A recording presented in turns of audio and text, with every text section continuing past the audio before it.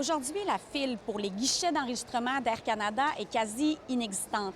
La longue file que vous voyez tout juste à côté de moi, c'est la file pour le service à la clientèle d'Air Canada. Pourquoi? Parce qu'il y a plusieurs vols d'annulés et par le fait même, les vacances sont annulées. On est ici depuis 4 heures ce matin. On attendait, on a fait notre check-in, on a été fouillés, on est allé attendre sur le bord des gates.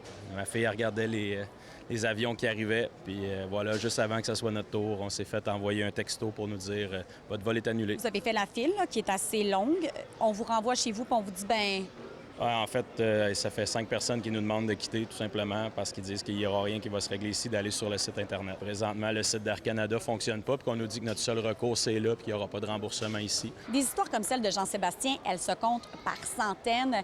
Air Canada annulera complètement ses activités à compter de samedi. Un arrêt qui s'est amorcé en douceur jeudi et qui s'est poursuivi aujourd'hui avec la suspension de plus de 500 vols. J'ai reçu une notification de la part de l'application qui m'ont...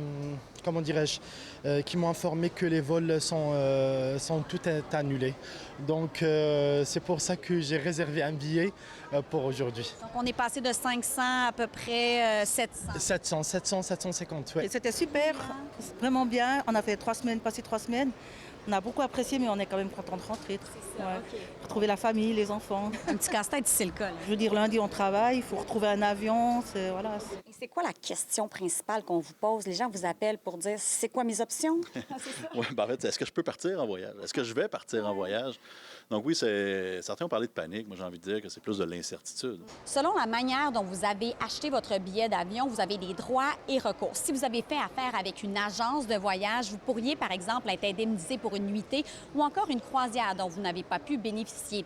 Si vous avez acheté directement avec le transporteur, vous pourriez être placé sur un autre vol ou encore obtenir un remboursement. Souvent, ça peut peut-être être un peu plus facile pour nous, justement, de parler à certaines personnes. On a plus de contacts. Au final, on peut aider la personne à démêler un peu l'information. Il faut comprendre, là, je veux dire, Air Canada, c'est 130 000 voyageurs par jour.